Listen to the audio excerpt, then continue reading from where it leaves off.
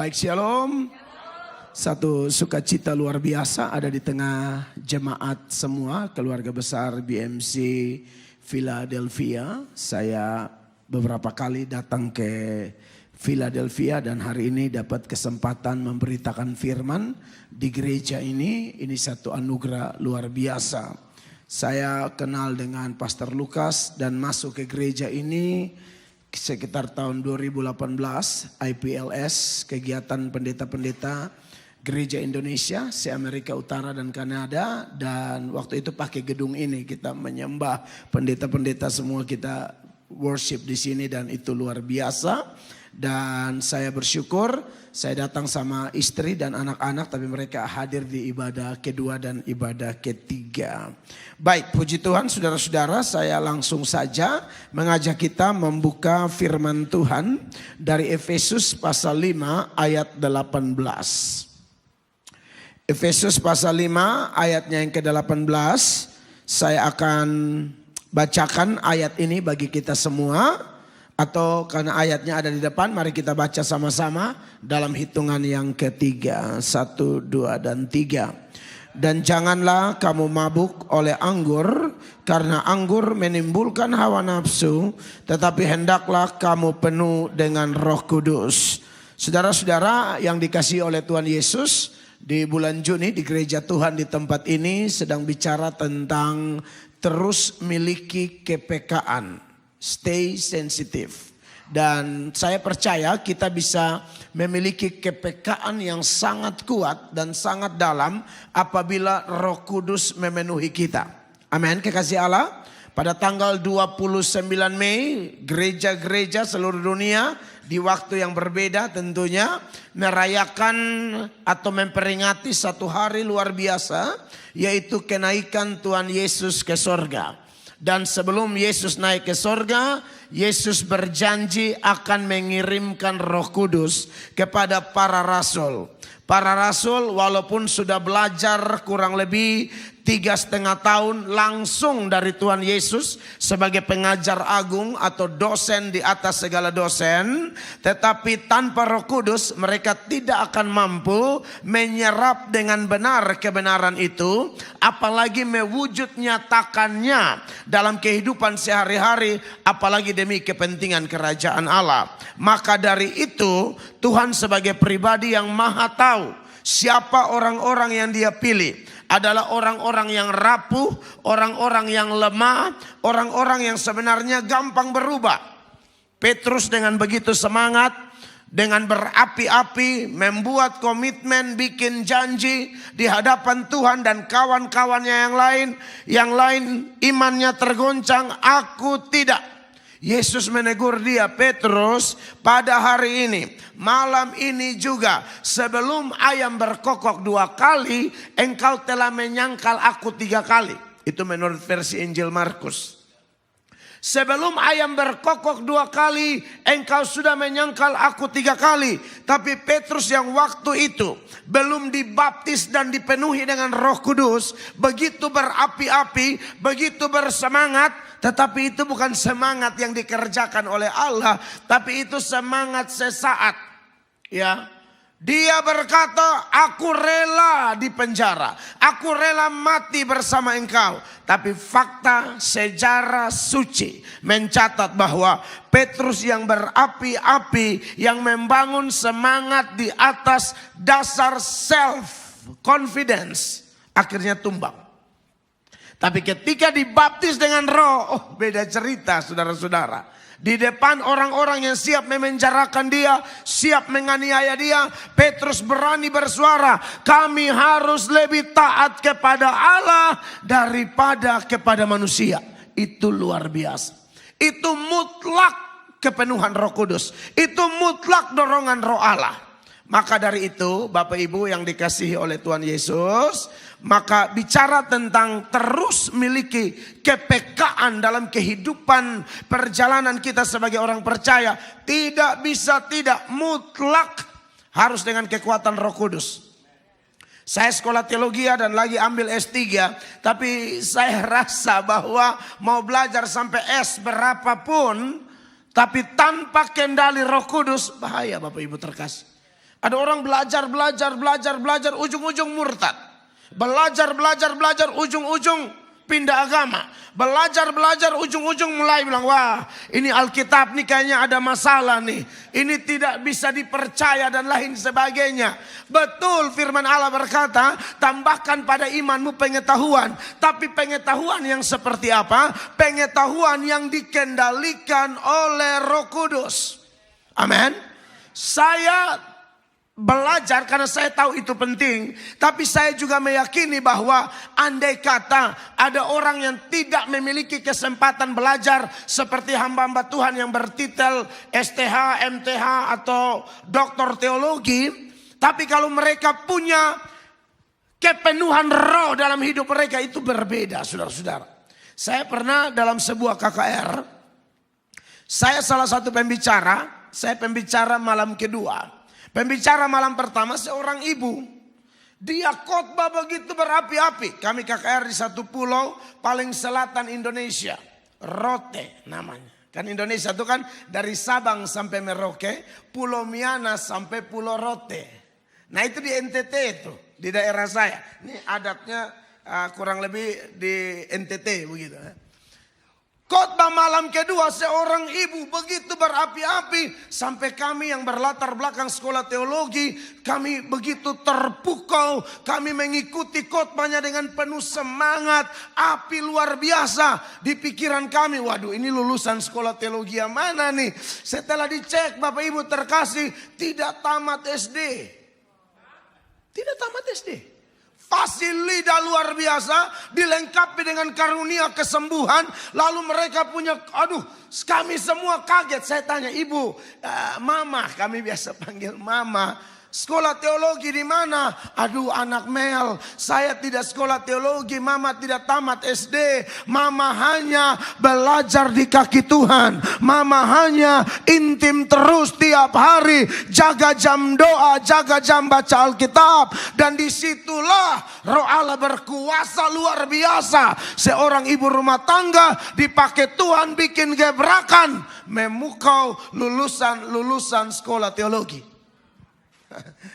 Di situ saya mulai belajar, oh ternyata sekolah oke lah. Manusia mungkin butuh lihat gelar ya. Tapi Tuhan kan tidak begitu. Samuel pun bisa salah menilai Samuel. Waktu Tuhan bilang pergi ke Bethlehem ke rumah Isai. Salah satu anaknya harus ganti Saul. Samuel terpukau dengan abang-abangnya Saul.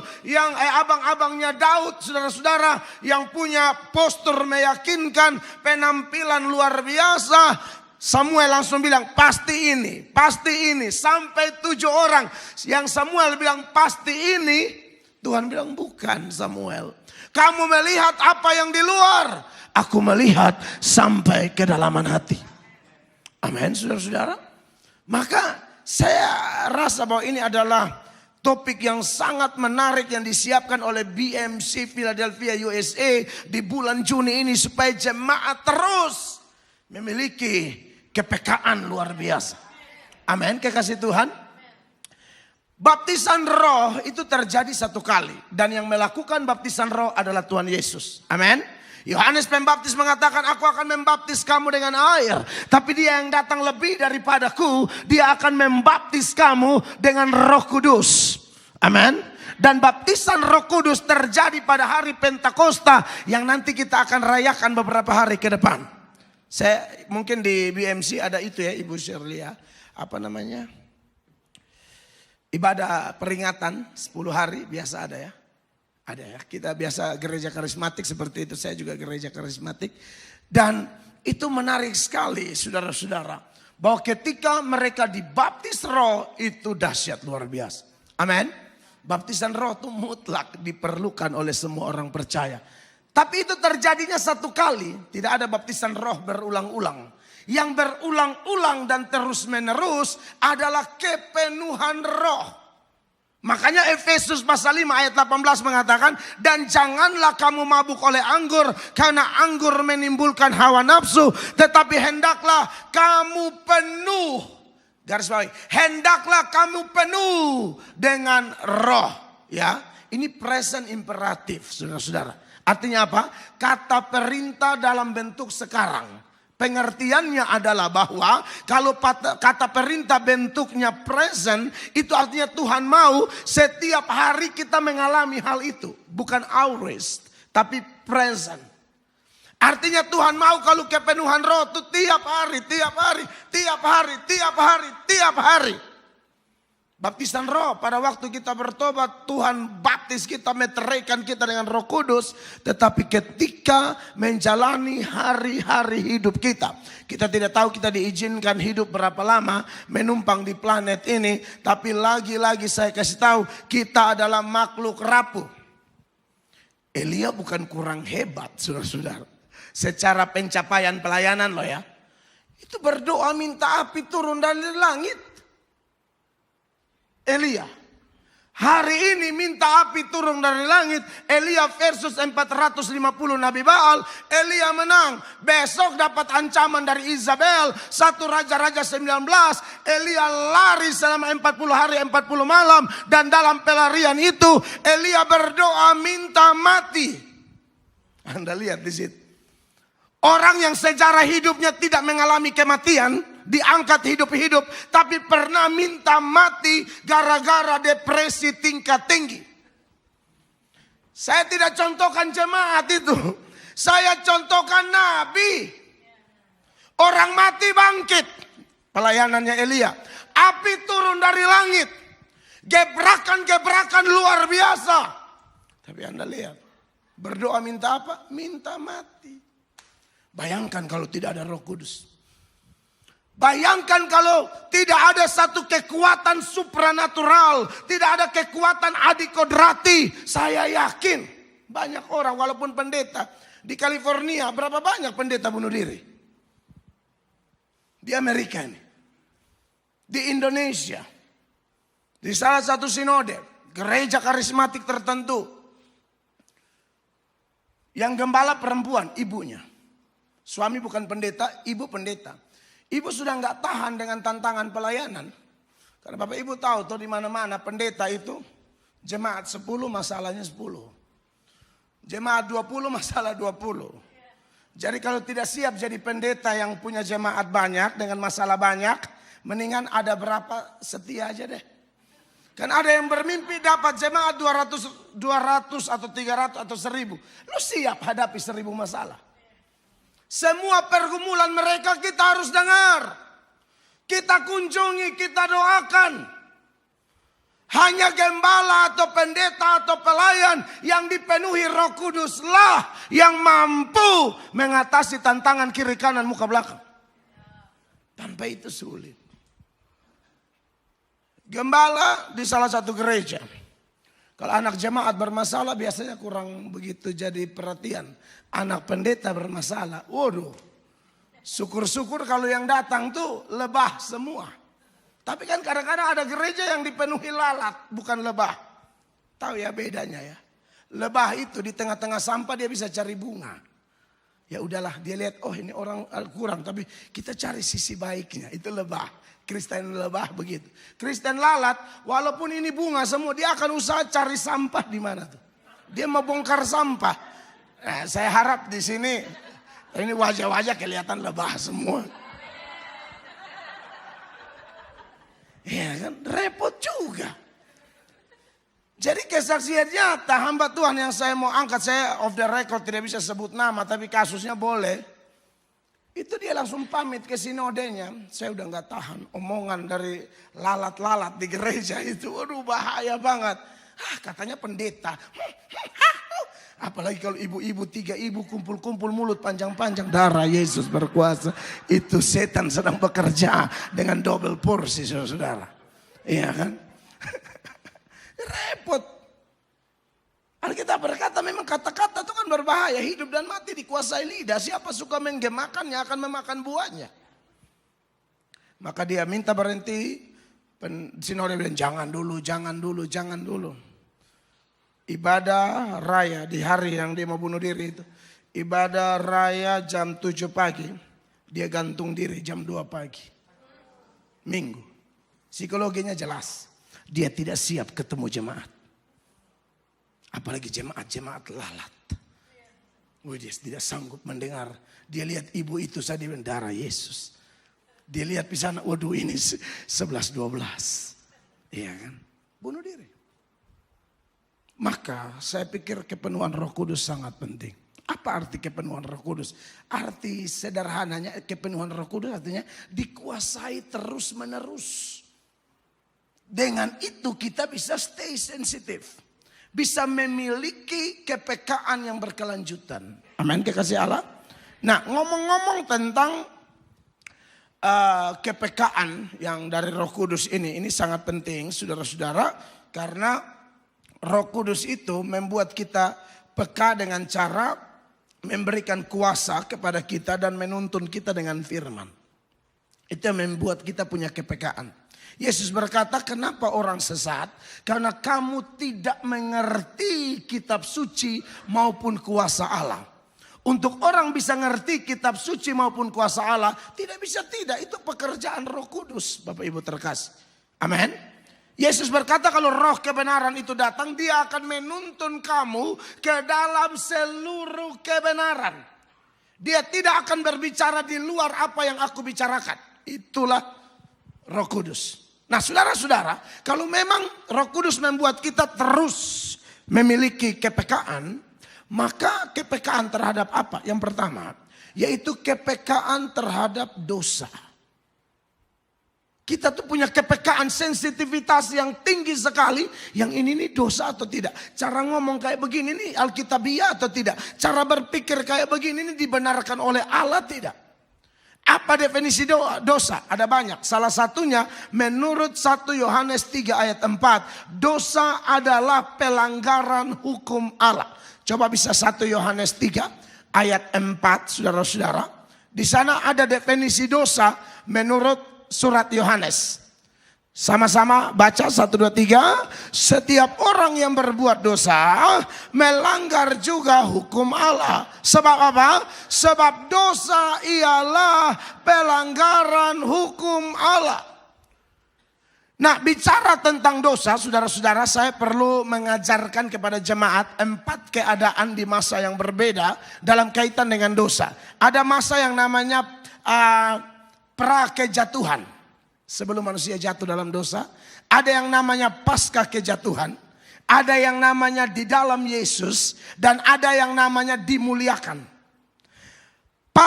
Pra-kejatuhan itu sebelum Adam dan Hawa jatuh ke dalam dosa. Dalam posisi ini manusia bisa berdosa, bisa tidak. Dan fakta sejarah mencatat akhirnya mereka berdosa. Sebenarnya mereka tidak berdosa, tapi ada kemungkinan itu. Bisa berdosa, bisa tidak. Makanya Tuhan bilang semua pohon dalam taman ini boleh kau makan buahnya dengan bebas. Tapi pohon pengetahuan yang baik dan yang jahat tidak boleh kau makan. Ternyata mereka makan. Nah, inilah kondisi manusia pra-kejatuhan. Pasca kejatuhan, setelah kejatuhan, tidak bisa tidak. Manusia pasti berdosa terus. Kemudian datanglah Yesus, orang menerima Yesus sebagai Tuhan dan Juru Selamat. Amin. Nah, orang kembali kepada posisi pertama. Bisa berdosa, bisa tidak. Jadi sekalipun kita ada di dalam Yesus, kita harus berjaga-jaga. Kita harus punya sensitivitas yang tinggi dengan Roh Kudus. Supaya kita sensitif juga terhadap dosa. Karena kita ada kemungkinan jatuh atau tidak. Seperti yang terjadi di Adam dan Hawa di Taman Eden sebelum kejatuhan. Dan yang keempat, dimuliakan. Nah, itu kita sudah pakai tubuh kemuliaan. Roh kita sudah sempurna. Itu tidak bisa berdosa lagi. Kalau masih di sini, pendeta pun harus berjaga-jaga. Harus. Saudara pernah dengar pendeta selingkuh? Banyak pendeta selingkuh. Dulu yang IPLS 2018 itu kami salah satu gedung kami pakai di sini. Dan ada di gedung lain di sekitar Philadelphia ini. Seorang pendeta bersaksi dan itu kesaksiannya dia saksikan di depan pendeta. Waduh, itu pendeta hafal ayatnya luar biasa. Bahasa roh jangan ditanya lagi. Itu pegang mic, lepas mic, bahasa roh terus. Dekat sama keluarga tertentu jemaat. Waktu beliau masih di Indonesia. Jemaat itu sering datang ke rumah gembala. Awalnya sharing-sharing. Lama-lama sering-sering. Iya. Berujung apa? Serong-serong. Akhirnya Bapak Gembala pacaran sama ibu ini. Ibu ini tinggalkan suaminya. Bapak Gembala tinggalkan ibu Gembala. Tinggal berdua. Ngeri. Jadi kita ini saudara-saudara namanya belum di sorga. Kalau mau sempurna nanti di sorga sudah pakai tubuh kemuliaan ya. Kalau tubuh yang ini nggak mungkin sempurna. Amin.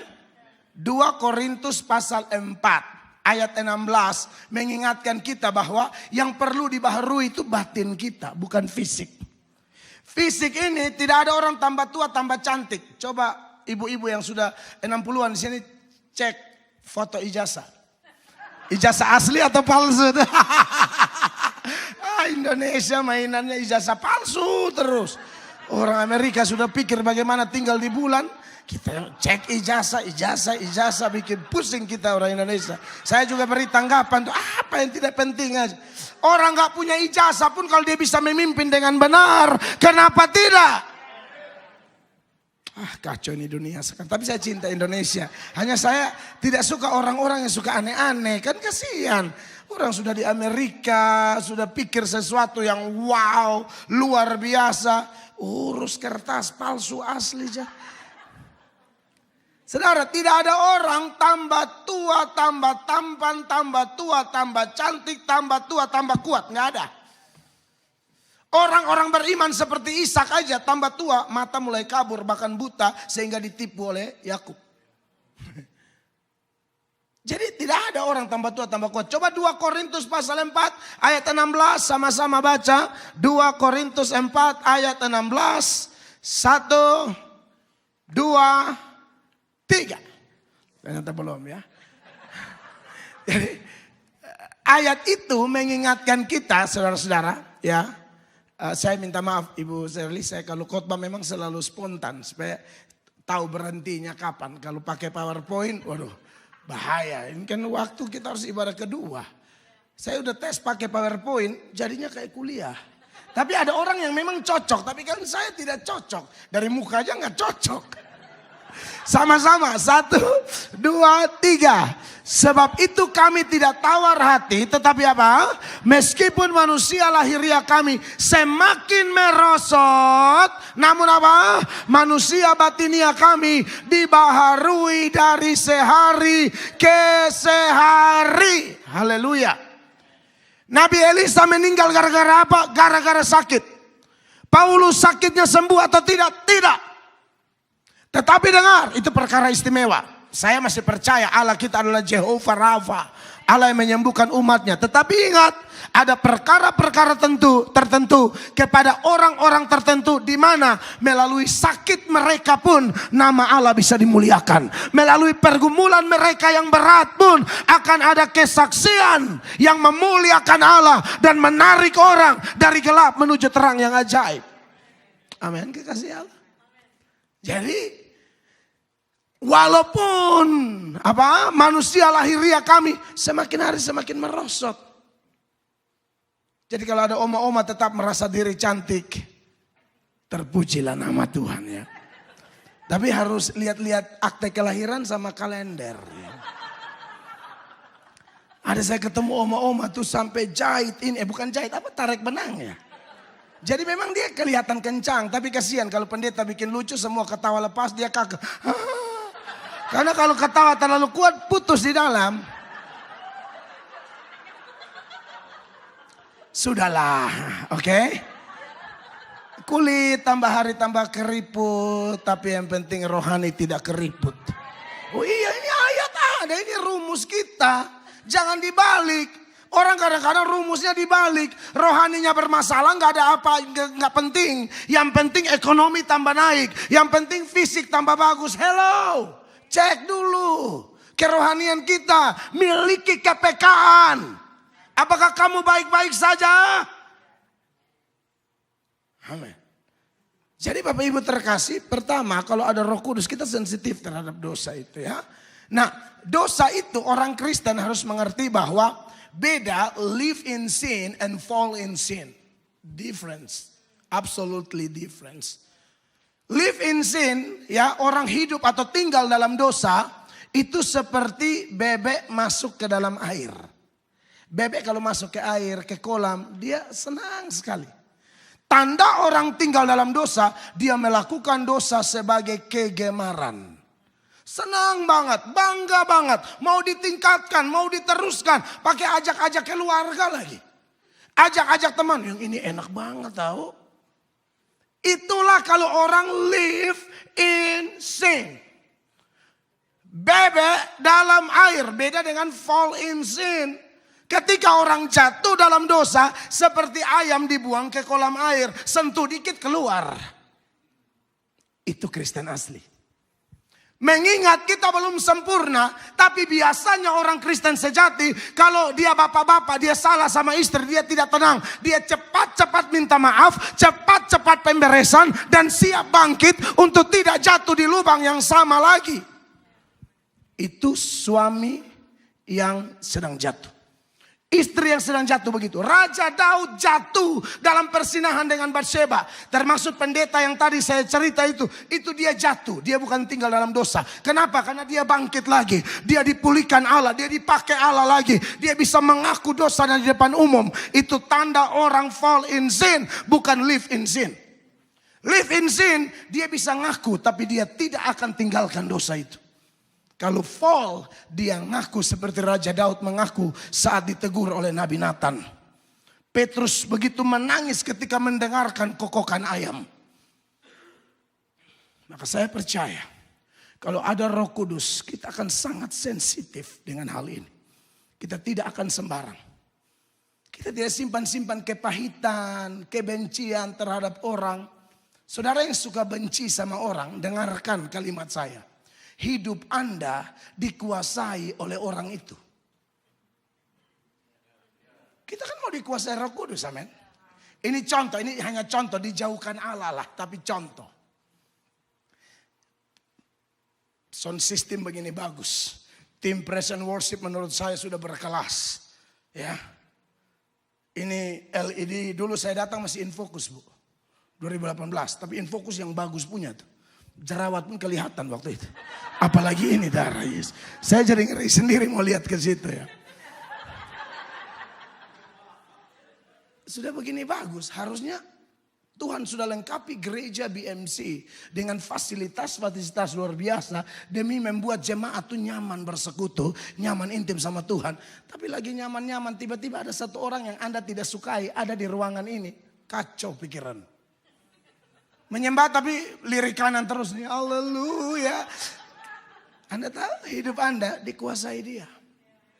Tidak bisa satu hari pun Anda tidak cek statusnya. Cek Facebooknya. Udah tambah cakep nih musuh nih.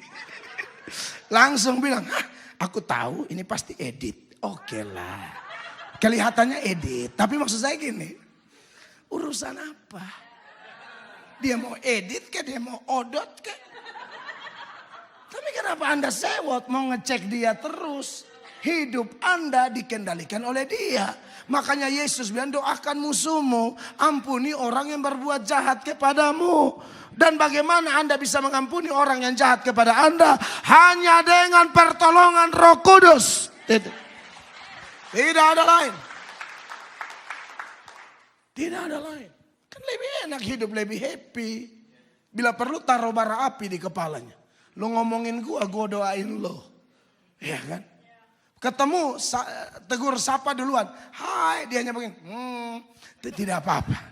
Pembalasan hak Tuhan. Kan begitu. Saudara membalas minimal dengan mengomentari atau menggosipin dia kepada orang lain. Anda telah mengambil hak Tuhan. Anda telah jatuh di peperangan yang salah. Peperangan kita bukan melawan manusia. Peperangan kita lawan darah dan daging. Peperangan kita bukan lawan darah dan daging. Peperangan kita lawan roh-roh jahat. Haleluya. Itu ya kalau jemaat tuh pendeta punya benar mereka kurang mengapresiasi ya. Pendeta salah lah. Parah juga. Tidak apa-apa ya pembalasan hak Tuhan. Saudara diberkati Tuhan Yesus Kristus. Hal yang kedua yang mau saya sampaikan kepada jemaat. Kalau kita dituntun di bulan Juni untuk stay sensitif.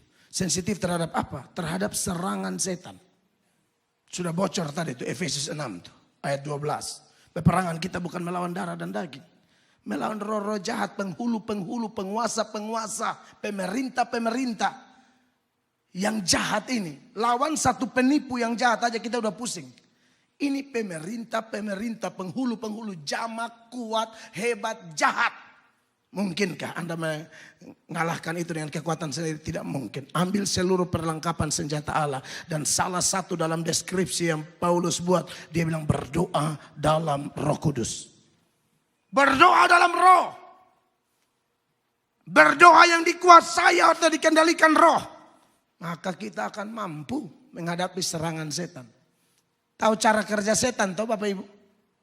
Dia mengalihkan dari hal-hal rohani kepada hal-hal yang jasmani.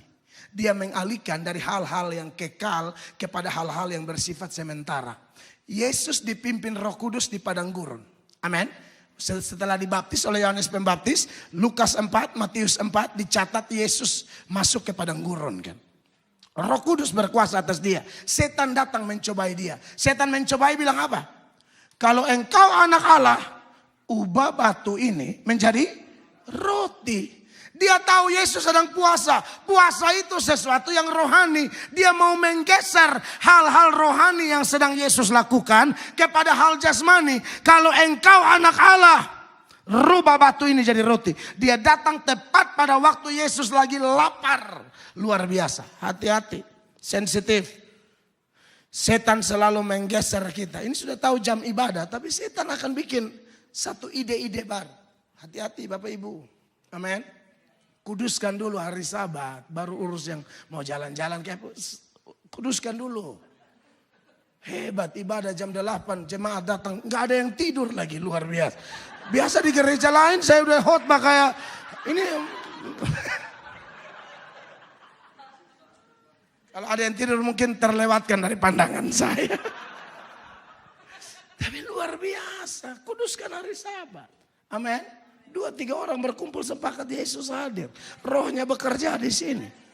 Kita dipenuhi terus menerus. Sehingga kita bisa tahu tipu daya setan. Tipu daya setan yang berikut. Dia sering pancing keakuan kita. Dia apa? Kalau kami di NTT bilang suka bikin makan puji. Dia pancing kita supaya makan puji. Engkau katanya anak Allah. Sudah lihat itu kalimat bahaya tuh. Kamu anak Allah kan? Coba dong. Kamu orang Surabaya toh? Kayak gitu. Katanya kenal sama ini. Telepon dong. Kita tidak telepon manusia saat ada masalah. Tuhan dulu. Nanti baru Tuhan gerakan kontak dia bisa. Dia bisa jadi Allah Tuhan. Tapi jangan apa-apa langsung kontak ini. Kontak itu. Masuk ke kamar doa tersungkur. Angkat 1-2 lagi penyembahan. How great. Amen. Is our God. Roh bekerja. Jangan langsung telepon-telepon. Doa dulu. Dan saya percaya kalau orang percaya yang sungguh-sungguh mengenal Tuhan. Akan mengerti pesan Tuhan ini. Amin.